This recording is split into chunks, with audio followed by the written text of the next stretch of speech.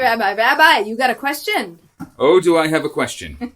And I think this is an important question, and one that I seem to get often. Okay. So, dear Rabbi and Aleeza, do you give the same advice to someone getting married for the first time versus someone getting married for the second time? Now, I'm assuming the person's getting married for the second time.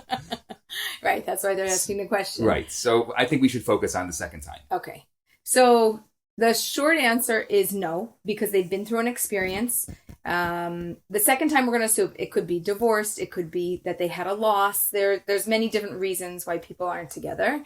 And the question is, well, what is the difference in the advice? So number one, I've had a whole life experience. I had a whole life before this, my new person. And I either like my life experience and I want to repeat it, or no way am I ever going to do what I did before. I made a mistake. I want you to help me not make that mistake again. But at the other side, Yeah. you have a lot more non-negotiables the second time because you For know. sure. And remember, For sure. for every non-negotiable you have, you're going to have to negotiate a lot of things. Yes. Yes. Yes. So if your location, because you have kids, Yes. or you have a job, Yes. or you have a career or a business, Yes. if it's that location, well, you have to know Yes. you can non-negotiate on location, but you're going to have to negotiate on a lot of. You can't on another area. You can't have non-negotiables on everything. Then get married to yourself. It's really true. It's really true. What I often find also is that second time around, more often than not, and I believe there's studies on this, you could back me up if you know, that people choose people that are more similar to themselves. First marriages, people tend to choose opposites, like we're saying, but we have differences. Like it's a little bit of the mystique, it's a little bit of the intrigue that you're different from me and you balance me, and I like that. Second time round, they're like, yeah, I'm good. I like me. I'm balanced out enough. I just want somebody who wants to do the same thing at the same time in the same way. It makes it a lot easier. But some people don't find it exciting or entertaining, and some people think it's the most exciting thing in the world because now I can do what I want with the person that I want. I would say I see two opposite extremes. Either they want easy and like similar, or they want real conflict. Because the other one was a yes dear. Right. And that didn't work. It was just boring. So they either want exciting or really boring.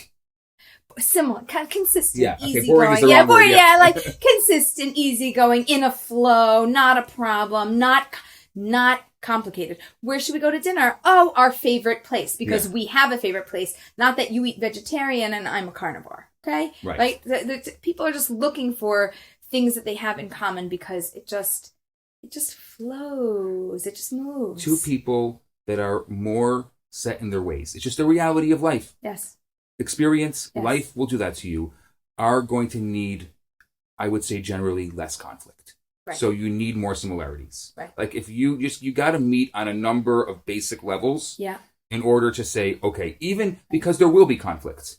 Because you're set in your ways. So, no, because you're human. Okay, but also you have a life experience, so it's going to create more conflict. Yes. It's a reality. It's just what it is. So I really would like to give advice to people that are first time round, which is, now that you understand this, now that you understand you could have a similar partner or a partner that has a few differences that create conflict, but also create balance. Through the conflict comes balance. What do you want? What would you choose and why?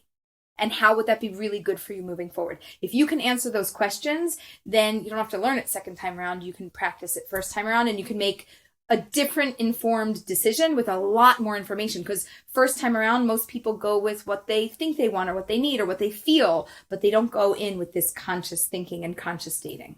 Yeah. That's one of your terms, conscious dating. Conscious dating. Right. They don't go in with that. I would say, just to kind of, I'm a rabbi, so I'll take something out of the Bible. Pull it out, Rabbi. You know? But, when God spoke to Adam, he said, Ezer Kenegdo, which translates as a helpmate against you. Right. Conflict. Right. So you have, I think, two options. Generally, we're generalizing. Yeah. You have your conflict against you, or you have your help, sorry, not conflict, your helpmate against you, or you have your yes dear. Yeah, and yes dear isn't bad because you're gonna have conflict, and the conflict is inner. Yes. Yeah, the yes dears. How can I make peace with it being? Why? Some people have said this to me. Well, it's a little too easy. Do you think it should be this easy? And I was like, oh, it won't be in 5 years. Just enjoy the ride, right? It's easy for now. It's never going to stay easy for a length of time. There's challenges over time, but then also at the same time, you get into a groove and it balances it out. So it's like a little bit of this and a little bit of that. And at the end of the day, you build this relationship that lasts you a lifetime. That's really, really amazing. So how would you encapsulate our advice if you had to say it in 20 seconds or less? Choose to date somebody more similar to you, or choose to date somebody that's going to balance you out, because you both need that, and that's going to be beneficial for you.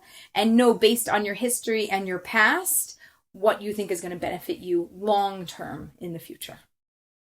Okay. That's a wrap.